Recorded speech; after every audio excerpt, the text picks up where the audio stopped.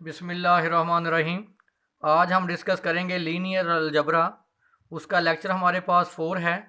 हम डिस्कस करें एक्सरसाइज 3.1। ये बुक हमारे पास है SM यूसुफ की। तो हमारे पास इसका क्वेश्चन नंबर 3 है, वेरी वेरी इंपॉर्टेंट। लिखा हुआ है prove that the product of matrices A matrix given है और हमारे पास मैट्रिक्स बी गिवन है। Is zero matrix when theta and phi differ by and odd multiple of pi by two. पहले देखें, जो odd multiple pi by two होते हैं, pi by two, 3 pi by two, 5 pi by two, ये कहलाते हैं odd multiple of pi by two. अगर मैं इनको जनरलाइज करूं तो हम लिखेंगे 2n+1 in 2 pi by two. ये पाई बाई टू का मल्टीपल है, जो क्या है, ऑड मल्टीपल है। साबित क्या करना है, is zero matrix when theta and phi differ by odd multiple of pi by two. हम साबित करेंगे कि फाई माइनस थीटा किसके बराबर होगा, odd multiple of pi by two. ऐसे भी लिख सकते हैं, theta minus phi odd multiple of pi by two. ये हमने साबित करना है। देखिए, हमारे पास ए मैट्रिक्स है और मैट्रिक्स बी है। हम क्या करेंगे, इन दोनों मैट्रिक्स को क्या करेंगे, मल्टीप्लाई। तो देखिए, हमने ए और बी मैट्रिक्स को मल्टीप्लाई कर दिया। तो मैंने बताया था कि मल्टीप्लाई कैसे करते हैं, कि ये हमारे पास फर्स्ट कॉलम है, पहले एलिमेंट को पहले कॉलम के साथ मल्टीप्लाई करेंगे और दूसरे एलिमेंट को सेकंड कॉलम के साथ मल्टीप्लाई करेंगे। देखिए, जब मल्टीप्लाई करेंगे cos square theta cos square phi, इसको इससे मल्टीप्लाई करें, cos theta sine theta cos square phi. अब इसको इसके साथ मल्टीप्लाई करेंगे, cos theta sine theta into cos phi sine phi. इससे मल्टीप्लाई करें, sine square theta cos phi sine phi. दोबारा वही काम रिपीट करेंगे। फिर हम इस कॉलम के पहले एलिमेंट को इससे मल्टीप्लाई करेंगे, फिर सेकंड एलिमेंट को सेकंड कॉलम के साथ मल्टीप्लाई करेंगे। करें इसके साथ multiply, cos square theta cos phi sine phi, फिर इसके साथ मल्टीप्लाई करें, कॉस थीटा साइन थीटा। देखिए, जब मल्टीप्लाई करेंगे तो क्या आएगा हमारे पास, साइन स्क्वायर फाई। इस तरह सेकंड एलिमेंट को सेकंड एलिमेंट के साथ मल्टीप्लाई करेंगे। तो अब आप देखें, आपके पास यहाँ से भी cos theta cos phi common आएगा, यहाँ से भी हमारे पास कॉस थीटा कॉस फाई, यहाँ से भी सेम कॉमन आएगा और यहाँ से भी सेम फैक्टर कॉमन आएगा। देखें, cos theta cos phi, cos theta sine phi, हमने क्या यहाँ सॉरी साइन फाई कॉमन आएगा और यहाँ से sine theta cos phi common आ रहा है और यहाँ से साइन थीटा साइन फाई हमने कॉमन ले लिया। तो ये हमारे पास फैक्टर आ गया, cos theta cos phi plus sine theta sine phi. इसको हम लिख सकते हैं बराबर कॉस थीटा माइनस फाइव। ये भी वही फैक्टर है, मैंने लिख दिया कॉस थीटा माइनस फाइव। इसको भी हमने लिख दिया कॉस थीटा माइनस फाइव और इसको भी मैंने लिखा कॉस थीटा माइनस फाइव। आपने पढ़ा हुआ है कि कॉस अल्फ़ा माइनस बीटा बराबर होता है cos alpha cos beta plus sine alpha sine beta. तो ये वाला फार्मूला मैंने यहाँ पे यूज़ किया। यहाँ से आप कॉमन निकालिए, मैंने यहाँ से यहाँ सबसे कॉमन आ रहा है कॉस थीटा माइनस फाइव, मैंने कॉमन ले लिया, cos theta cos five sine theta cos five, cos theta sign five sine theta into sine five. देखें, इन दोनों की ए और बी की मल्टीपल उस वक्त ज़ीरो के बराबर होगी जब हम साबित करेंगे कि जो थीटा है, थीटा और फाई का डिफरेंस है वो ऑड मल्टीपल है पाई बाई टू। अब क्या किया मैंने, इस रिजल्टेंट को किसके बराबर ले लिया, ज़ीरो के। तो देखें, इसका मैट्रिसेस का रिजल्टेंट उसी वक्त ज़ीरो हो सकता है जब ये फैक्टर किसके इक्वल हो, ज़ीरो के। Cos theta minus phi is equal to zero. अगर हम इसकी वैल्यू ज़ीरो लें, ज़ीरो को आप किसी भी मैट्रिक्स के मल्टीप्लाई करेंगे तो उसका आंसर क्या आएगा, ज़ीरो। तो मल्टीप्लाई किया मैंने तो क्या आ गया, cos theta minus phi is equal to zero.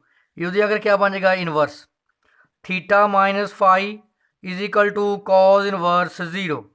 Theta minus phi cos inverse zero आपको पता है कब होता है, जब odd multiple of pi by two हो, यानी पाई बाई टू पे भी ज़ीरो होता है, 3 पाई बाई टू पे भी कॉस की value zero, 5 pi by two पे, तो जिसको मैं लिख सकता हूँ 2n+1 into pi by two. तो देखें हमने यही साबित करना था। Question number 4, very very important question ये भी। The direction cosine of two lines are lambda 1 lambda 2 lambda 3 and mu 1 mu 2 mu 3 prove that the product of matrix A and B is 0 if and only if lines are perpendicular to each other। अब देखें इन दो matrix, अगर मैं इस matrix को A बोल दूं और इस मैट्रिक्स को हम B ले लें, तो देखें इन दोनों की मल्टीप्लिकेशन उसी वक्त 0 होगी जब आपके पास दोनों जो लाइन के डायरेक्शन को साइन हैं वो आपस में क्या होंगे, परपेंडिकुलर। तो आपने पढ़ा था condition of perpendicularity, condition of perpendicularity, ये आपने पढ़ा था chapter number 4 exercise 4.3 second year में। वहाँ आपने लिखा था कि A1 A2 plus B1 B2 का रिजल्टेंट क्या था, 0। यहाँ पे हमारे पास लैम्डा 1 लैम्डा 2 लैम्डा 3 डायरेक्शन को साइन है और म्यू 1 म्यू 2 म्यू 3 भी क्या है, डायरेक्शन को साइन। तो ये कब 0 होते हैं, lambda 1 mu 1 plus lambda 2 mu 2 plus lambda 3 mu 3 is equal to 0। अगर आपके पास दो लाइंस परपेंडिकुलर हैं तो उनके डायरेक्शन कोसाइन की जो मल्टीप्लिकेशन है उसका सम किसके बराबर आना चाहिए, 0 के। यानी हमारे पास lambda 1 mu 1 lambda 2 mu 2 plus lambda 3 mu 3 is equal to 0। ये उसी वक्त 0 होगा जब आपके पास ए बी दोनों की मल्टीप्लिकेशन किसके बराबर हो, 0 के। तो देखें दोनों को आप मल्टीप्लाई करें, कैसे मल्टीप्लाई करते हैं, आप पहले जो कॉलम है पहले एलिमेंट को पहले कॉलम से मल्टीप्लाई करें, सेकंड एलिमेंट को सेकंड कॉलम के साथ मल्टीप्लाई करें और थर्ड को थर्ड के साथ। जब मल्टीप्लाई करेंगे तो आपके पास ये रिजल्ट आए। इसी तरह फर्स्ट एलिमेंट को पहले कॉलम के साथ, दूसरे एलिमेंट को सेकंड कॉलम के साथ मल्टीप्लाई, तीसरे एलिमेंट को थर्ड कॉलम के साथ, यानी बार बार वही आप प्रोसेस रिपीट करेंगे। तो मल्टीप्लाई करेंगे तो आपके पास ये रिजल्टेंट आ जाएगा। तो देखें यहाँ पे भी आपके पास लैम्डा 1 म्यू 1 प्लस लैम्डा 2 यानी आपके पास लैम्डा 1 म्यू 1 कॉमन आएगा। इसी तरह सेकंड में लैम्डा 1 म्यू 2 कॉमन लेंगे। ये देखें पहले फैक्टर में लैम्डा 1 म्यू 1 कॉमन आया, फिर लैम्डा 1 म्यू 2, इसी तरह नेक्स्ट लैम्डा 1 म्यू 3। तो अब ये कॉमन निकाल लिया मैंने। देखें ये सब में फैक्टर सेम आ रहा है, ये सब में फैक्टर हमारे पास क्या है, सेम। इस फैक्टर को आप कॉमन निकाल लें, lambda 1 mu 1 lambda 2 mu 2 plus lambda 3 mu 3।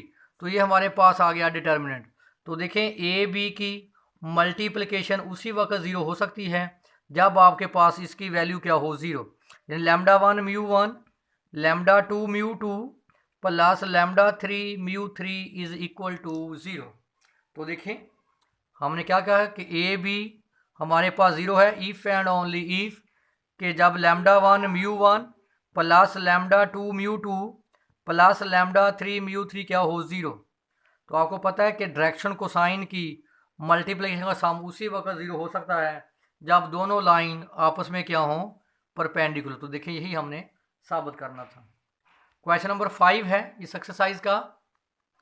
Show that in general for any two matrices A and B which are conformable for addition and multiplication A plus B का square not equal to A square plus 2ab plus B square. A second part है A square minus B square not equal to A minus B into A plus B.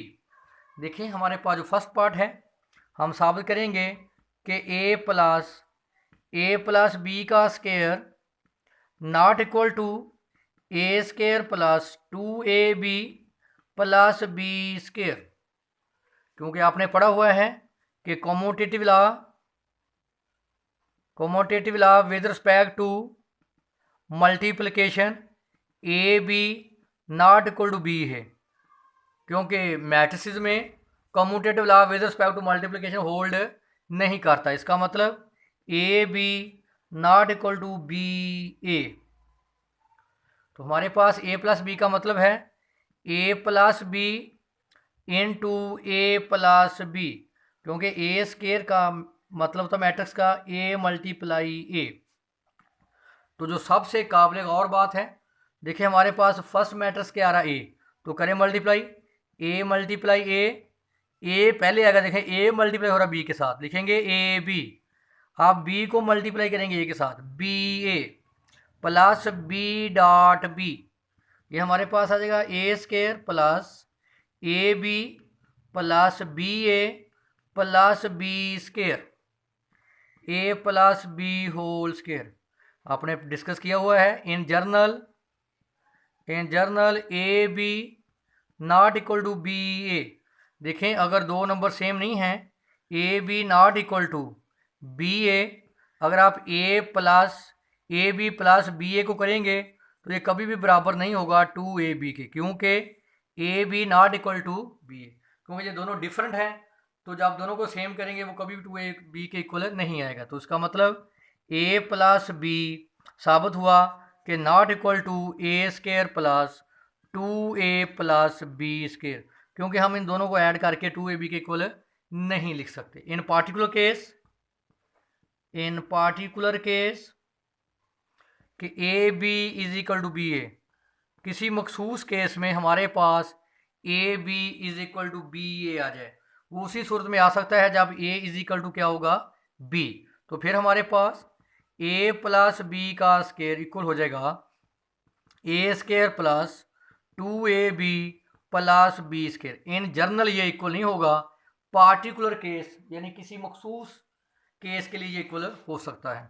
Second part है हमारे पास A square minus B square, A minus B is into A plus B, तो हम ये side consider कर लेते हैं, A minus B into A plus B, तो करें इनको multiply, A multiply A plus A multiply B minus B multiply A, negative positive negative B multiply B, तो ये आ जाएगा A square plus A B minus B dot B square, A minus B into A plus B. आप पढ़ चुके हैं कि in general A B not equal to B A, अगर आपके पास A B not equal to B A है तो कभी भी A B plus B A कभी भी इक्वल नहीं हो सकता टू ए बी के।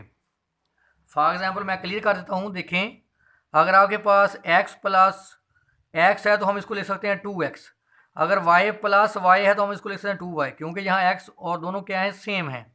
अगर आपके पास x not equal to y है तो x प्लस y को कभी भी आप 2x नहीं लिख सकते और ना ही आप कभी 2y के इक्वल लिख सकते हैं। तो उसका मतलब a minus B into A plus B, अगर ये इक्वल ही नहीं है तो ये कभी कैंसिल, देखें जब दो नंबर सेम हो तो फिर कैंसिल हो सकते हैं, ये इक्वल अब नहीं है तो इसका मतलब आप इसको कैंसिल नहीं कर सकते। उसका मतलब साबित हुआ कि A minus B into A plus B not equal to A square minus B square. In particular case जब A B is equal to क्या हो जाए, बी ए, जब ये इक्वल हो जाएंगे तो ये दोनों क्या हो जाएंगे, कैंसिल। तो फिर हमारे पास ए minus B into A plus B बराबर हो सकता है A square minus B square. तो ये हमारे पास इम्पॉर्टेंट लेक्चर है, अगर इसमें कोई इशू हो तो आप मेरे साथ डिस्कस कर सकते हैं।